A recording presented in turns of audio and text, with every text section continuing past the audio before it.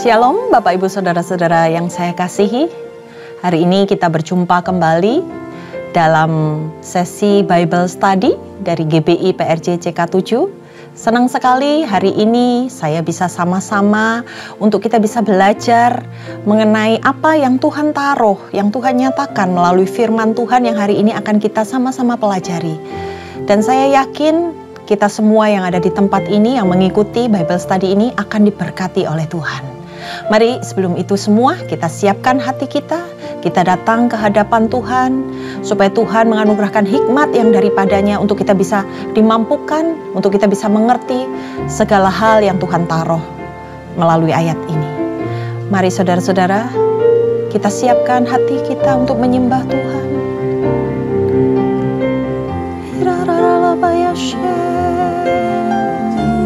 Terima kasih.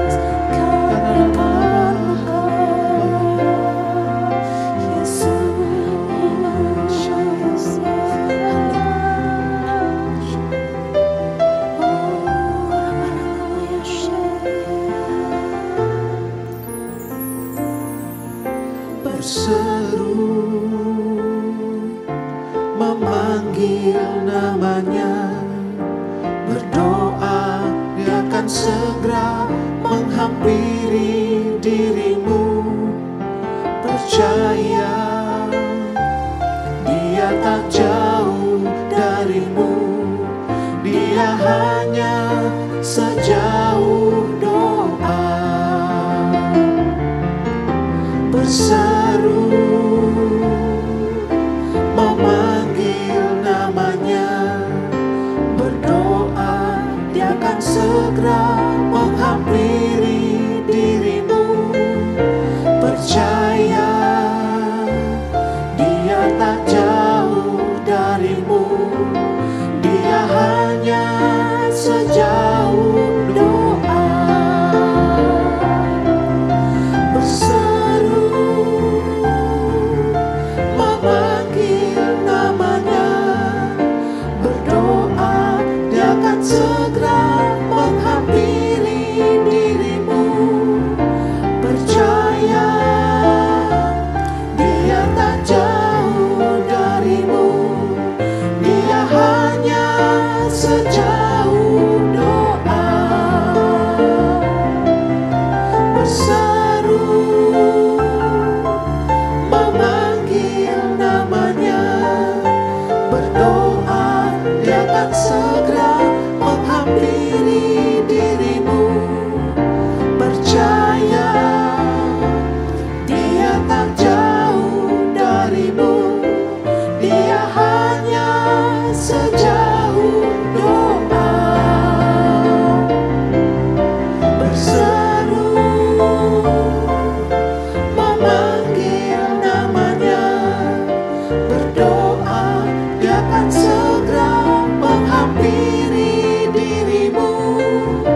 Percaya Dia tak jauh darimu, Dia hanya sejauh doa. Dia hanya sejauh doa. Dia hanya sejauh doa.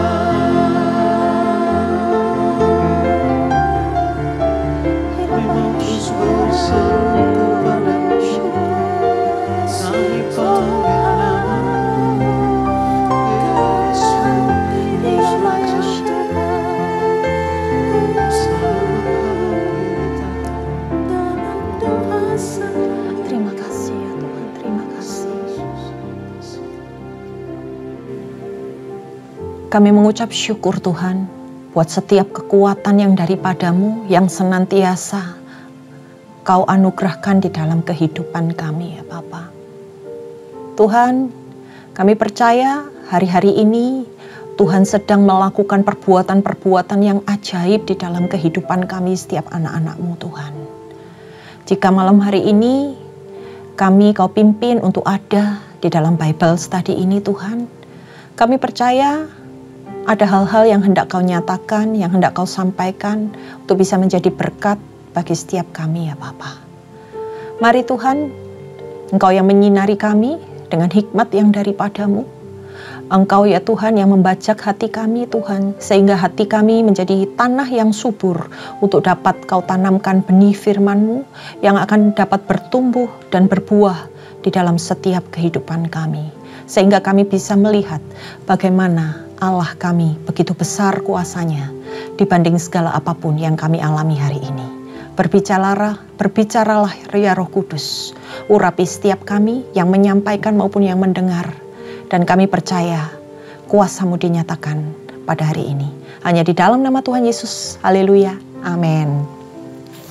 Shalom saudara-saudara, hari ini kita akan membahas tentang Ayub 30. Mari siapkan setiap peralatan dan perlengkapan yang akan saudara-saudara butuhkan.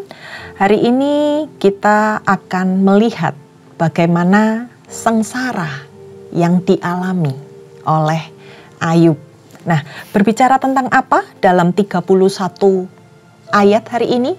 Tentang keluhan Ayub atas kesusahan yang dia alami pada masa itu. bagaimana dia diketawakan oleh sekelompok orang bebal. Gitu. Ayub yang tadinya begitu dipuja, begitu dihargai, tapi hari itu bahkan dia diketawakan, saudara-saudara, oleh orang-orang yang bebal, oleh orang-orang yang tadinya ada di bawah Ayub. Kemudian bagaimana dia dimusuhi oleh sesamanya, dan bahkan dia merasa bahwa dia dimusuhi oleh Allahnya. Nah, kalau secara garis besar kita lihat apa yang menimpa hidupnya Ayub, itu sebenarnya adalah pengetahuan manusia itu kurang sempurna, saudara-saudara. Sehingga dia tidak bisa menangkap kedahsyatan Allah. Apa yang sedang Allah hendak tujukan melalui setiap penderitaan yang dialami oleh saleh-salehnya. Karena apa? Kehendak Allah itu sebenarnya harus dipahami melalui proses kehidupan yang kita jalani. Jadi sesempurna apapun hidup Ayub, Ayub masih belum memahami apa sih yang hendak Allah nyatakan melalui kesengsaraan yang dia alami pada hari itu. Mungkin hari ini kita juga nggak mengetahui apa alasan Allah mengizinkan setiap pencobaan itu ada di dalam kehidupan kita. Tapi kita belajar dari kisahnya Ayub. At the end of the story, kita bisa menangkap bahwa sesungguhnya ada maksud baik dan rencana Allah untuk memurnikan hidup kita. Untuk membuat kita bisa menjadi berkat di tengah tempat kita berada. Tuhan pasti menolong kita. Tuhan pasti menyertai setiap langkah hidup kita. Sekalipun seringkali kita merasa bahwa seolah-olah Allah itu diam. Allah tidak berbuat apapun. Nah, ini yang sedang dikeluhkan oleh Ayub. Mari kita baca di dalam ayat yang pertama. Tetapi sekarang aku ditertawakan mereka, yang umurnya lebih muda daripadaku, yang ayah-ayahnya kupandang terlalu hina, untuk ditempatkan bersama-sama dengan anjing penjaga kambing dombaku. Kasar, saudara-saudara. Perkataan Ayub kali ini karena dia saking jengkelnya, saudara-saudara. Lagi pula apakah gunanya bagiku kekuatan tangan mereka? Mereka sudah kehabisan tenaga. Mereka merana karena kekurangan dan kelaparan. Jadi keadaan mereka itu bukan orang yang berada, saudara-saudara. Mengerumit tanah yang kering, belukar di gurun, dan padang belantara. Mereka memetik gelang laut dari antara semak-semak dan akar pohon arar menjadi makanan mereka. Mereka diusir dari pergaulan hidup dan orang berteriak-teriak terhadap mereka seperti pencuri. Di lembah-lembah yang mengerikan mereka harus diam, di dalam celah-celah tanah dan di sela-sela gunung. Di antara semak-semak mereka meraung-raung. Mereka berkelompok di bawah jeruju. Mereka itulah orang-orang bebal yang tidak dikenal, yang didepak dari negeri. Pada masa sebelumnya, di saat masa kejayaan Ayub, saat Ayub berkuasa, dia pernah memandang sekelompok orang sebagai orang bebal. Sehingga Ayub gak mau memperkerjakan mereka, baik itu sebagai gembala, baik itu sebagai pengerja-pengerja dia. Bahkan dikatakan tidak mau menyejajarkannya bersama dengan anjing penjaga dan kambing domba. Nah, sekelompok orang yang mengalami kekurangan dan kelaparan, di mana mereka itu adalah orang-orang yang tidak layak, saudara-saudara. Mereka harus mencari makanan mereka dengan susah payah. Mereka harus terusir dari kehidupan orang-orang pada zaman itu. Dikatakan mereka seperti pencuri, di mana tempat tinggal mereka pun gak layak. Jadi diistilahkan oleh masyarakat pada masa itu sebagai orang-orang bebal. Nah, Ayub pada ayat ini sedang berkata, dia dijadikan bahan tertawaan oleh orang-orang yang bahkan dia pandang hina dulunya. Setelah dia flashback dari kehidupannya sekarang kepada kehidupan masa lalunya. Bahkan orang-orang seperti mereka yang tadinya saya pandang sebagai orang yang hina, hari ini mereka menertawakan keadaan saya. Kebayang ya saudara-saudara, hari itu bagaimana kehidupan Ayub, bagaimana hancurnya hidup Ayub, bagaimana dia mengalami penderitaan dan sengsara. Kemudian di ayat yang selanjutnya, tetapi aku sekarang menjadi sajak sindiran dan ejekan mereka. Mereka mengejikan aku, menjauhkan diri daripadaku. Mereka tidak menahan diri meludahi mukaku. Karena tali kemahku telah dilepaskan Allah dan aku direndahkannya. Dan mereka tidak mengekang terhadap aku. Di sebelah kananku muncul gerombolan, dikaitkannya kakiku. Dan dirintisnya jalan kebinasaan terhadap aku. Mereka membongkar jalanku dan mengusahakan kejatuhanku, dan tidak ada yang menghalang-halangi mereka. Seperti melalui tembok yang terbelah lebar, mereka menyerbu. Mereka datang bergelombang di tengah-tengah keruntuhan. Kedahsyatan ditimpakan kepadaku. Kemuliaanku diterbangkan seperti angin. Dan bahagiaku melayang hilang seperti awan. Bagaimana Ayub menceritakan tentang kehidupannya hari itu, penghinaan terhadap dirinya. Dia dikucilkan, dia sudah ditinggalkan sendiri, tanpa teman dan tidak ada yang menolong. Nah, kalau kita perhatikan di sini banyak kata-kata kiasan yang disampaikan oleh Ayub untuk dia bisa menggambarkan betapa hinanya keadaan dia waktu itu. Dia diperlakukan oleh mereka yang memusuhinya. Sudah gak punya kehormatan lagi, saudara-saudara. Dulu dia mungkin terhormat. Mungkin dia merupakan orang yang terpandang. Dan hari itu semuanya menghilang, melayang, dan lenyap. Oleh sebab itu jiwaku hancur dalam diriku. Hari-hari kesengsaraanku mencekam aku. Pada waktu malam, tulang-tulangku seperti digerogoti. Dan rasa nyeri yang menusuk tak kunjung berhenti. Oleh kekerasan yang tak terlawan, koyakkanlah pakaianku dan menggelambir sekelilingku seperti kemeja. Ia telah menghempaskan aku ke dalam lumpur dan aku sudah menyerupai debu dan abu. Aku berseru minta tolong kepadamu, tetapi engkau tidak menjawab.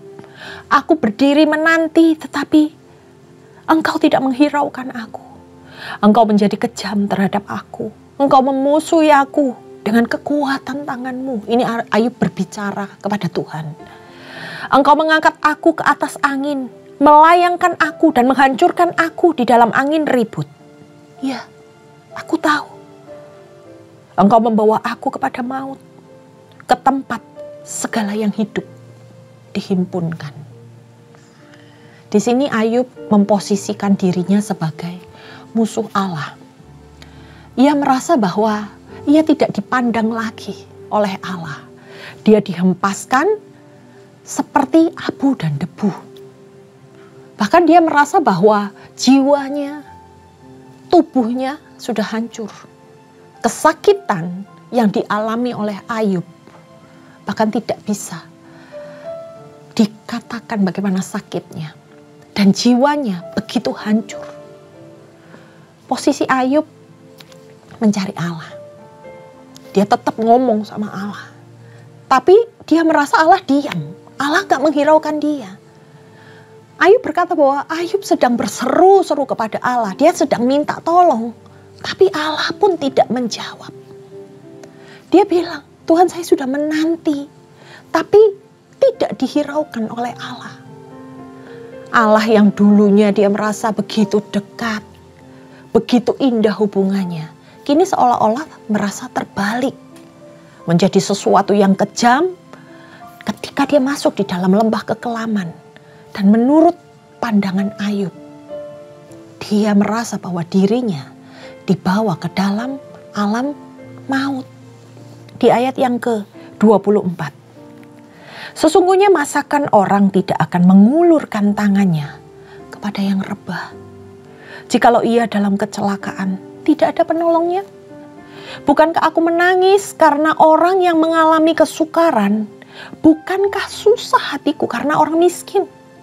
Tetapi ketika aku mengharapkan yang baik, maka kejahatanlah yang datang.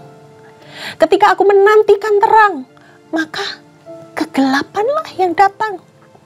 Batinku bergelora dan tidak kunjung diam. Hari-hari kesengsaraanku melanda diriku. Dengan sedih, dengan tidak terhibur, aku berkeliaran. Aku berdiri di tengah-tengah jemaat sambil berteriak minta tolong. Aku telah menjadi saudara bagi serigala dan kawanan bagi burung onta. Kulitku, ini keadaan tubuhnya saudara-saudara. Kulitku menjadi hitam dan mengelupas dari tubuhku. Ini bukan sebuah penyakit, tapi keadaan yang benar-benar sakit saudara-saudara. Tulang-tulangku mengering karena demam. Permainan kecapiku menjadi ratapan dan tiupan serulingku menyerupai suara orang menangis. Itu keadaan Ayub pada masa itu saudara-saudara. Ayub sedang menceritakan apa yang dia alami di masa lalu ketika dia bisa mengulurkan tangannya untuk membantu orang-orang yang terjatuh. Membantu orang-orang yang berada di dalam kesukaran. Dia selalu menolong orang-orang miskin. Tapi yang dialami hari itu oleh Ayub ketika dia sedang membutuhkan pertolongan bukan kebaikan yang mendatanginya. Tetapi sebaliknya, pertolongan orang yang datang adalah sebuah kejahatan di matanya. Ayub sedang berbicara tentang sebab dan akibat yang hari itu tidak berlaku atas kehidupannya. Dia merasa suatu ketidakadilan. Harusnya dia mendapat sesuatu yang baik dari apa yang dikerjakannya dulu. Dia menuai sesuatu yang baik karena dia merasa bahwa kehidupan di masa lalunya dia sudah melakukan yang baik dan benar. Tapi apa yang dia alami hari ini, dia tidak menuai seperti apa yang dia harapkan. Dia tidak menerima balasan yang baik dari seluruh perbuatan baik yang dilakukan di masa lalu. Sehingga dikatakan batinnya bergelora.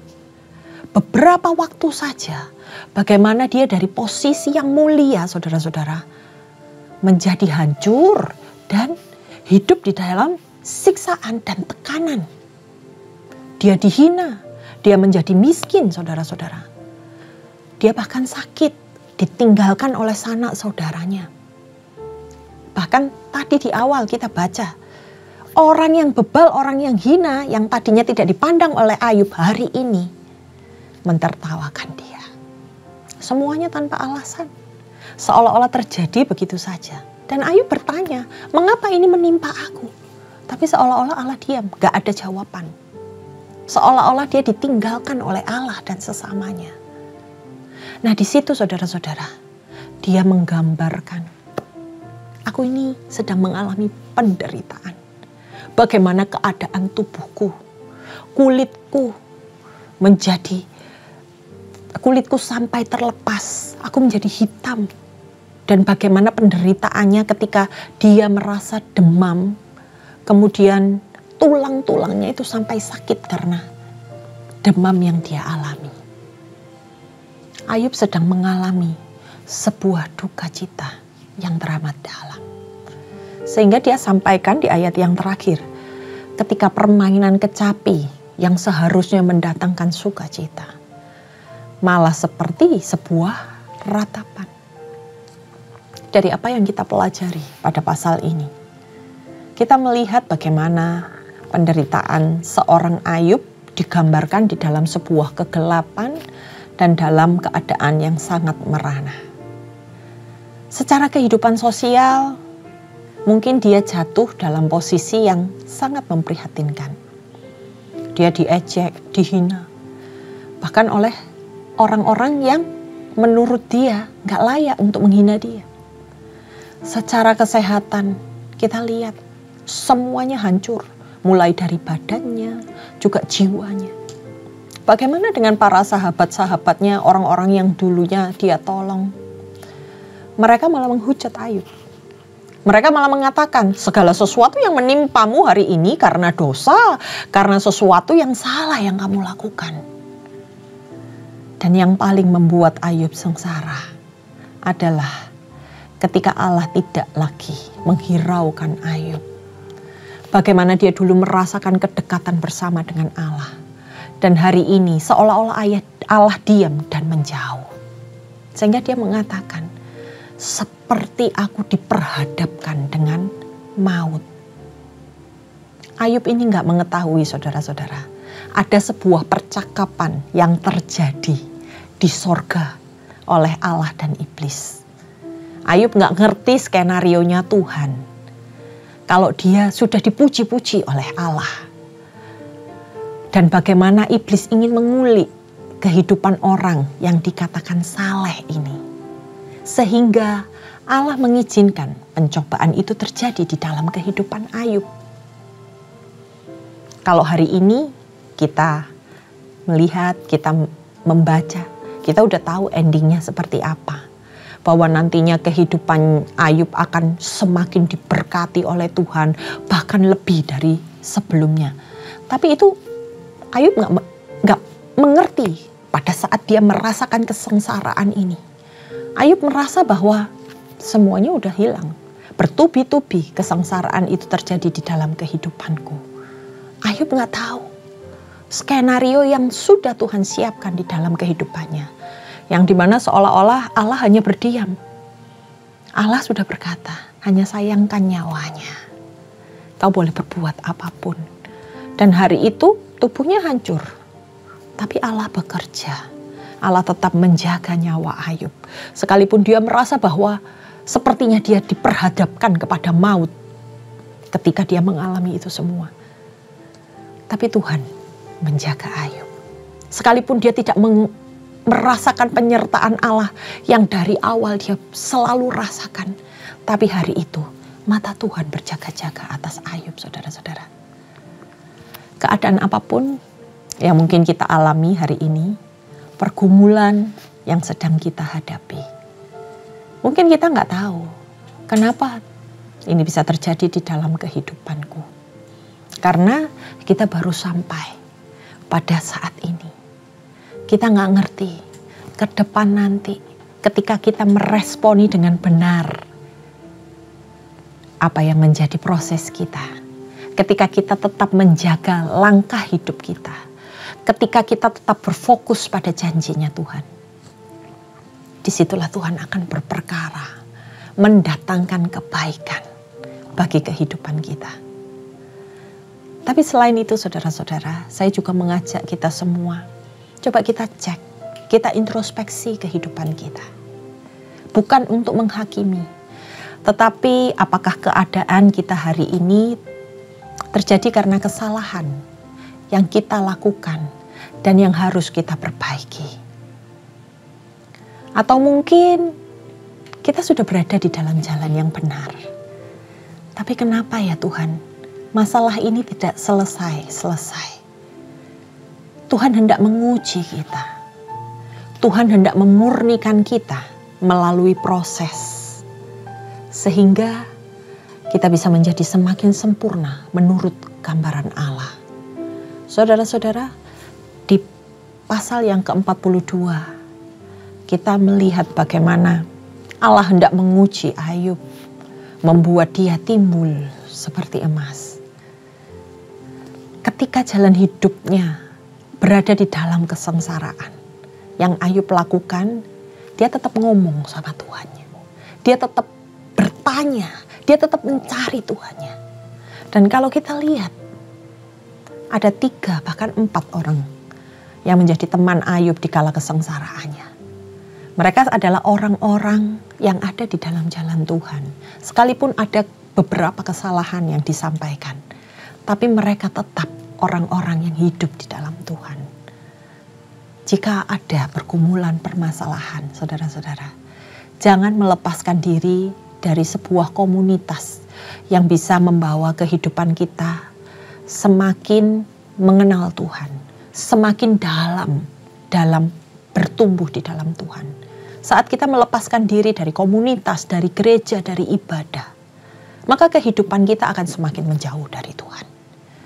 Tapi saat hari ini, ketika kita berada di dalam tekanan, ketika kita ada di dalam permasalahan, penting nomor 1, semakin mencari Tuhan, semakin mencari kehendak-Nya, bertobat, minta kepada Tuhan pengampunan, dan jangan hindarkan dari setiap ibadah-ibadah yang justru membawa kita semakin melekat kepada Tuhan. Jangan menjauh dari komunitas-komunitas meskipun menurut kita mungkin menyebalkan. Mungkin mereka sok suci, mereka tidak merasakan apa yang kita rasakan. Tapi percayalah, Allah juga bisa berbicara melalui mereka. Untuk itu saudara-saudara, mari kita bangkit dari setiap keterpurukan kita. Mari kita lebih lagi kuatkan hati kita dan mendekat kepada Allah yang punya kuasa yang dahsyat, yang sanggup menyelesaikan segala perkara di dalam kehidupan kita. Demikian saya selesai dalam menyampaikan pasal yang ke-30 ini. Dan sebelum kita menyelesaikannya, mari kita tundukkan kepala, kita introspeksi diri. Engkau berbicara Tuhan pada setiap kami. Engkau tahu Tuhan setiap hal yang terjadi di dalam kehidupan anak-anak-Mu. Izinkan ketika ini terjadi Tuhan, hari ini Tuhan, kami semakin mendekatkan hidup kami kepada Engkau. Kami lebih lagi mencari wajah-Mu ya Bapa. Dan kami tetap melakukan apa yang benar untuk mempermuliakan nama-Mu. Jauhkan kami daripada yang jahat ya Bapa. Jauhkan kami ya Tuhan dari setiap intimidasi-intimidasi iblis ya Tuhan.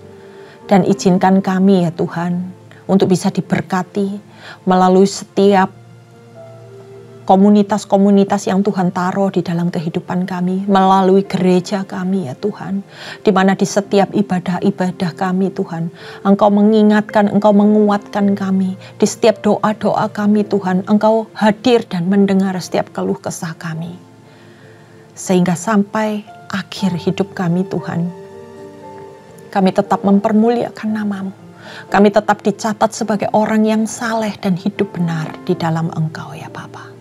Terima kasih ya Tuhan, biar kami ya Tuhan semakin memperdalam kehidupan kami, mengenal Engkau. Biar kami semakin diberkati melalui apapun yang kami alami hari ini. Dan endingnya Tuhan, hanya nama-Mu yang dipermuliakan. Terima kasih ya Tuhan, kami serahkan seluruh kehidupan kami hanya di dalam nama Tuhan Yesus. Setiap yang percaya katakan amin. Terima kasih saudara-saudara. Kiranya Tuhan memberkati kita semua. Amin.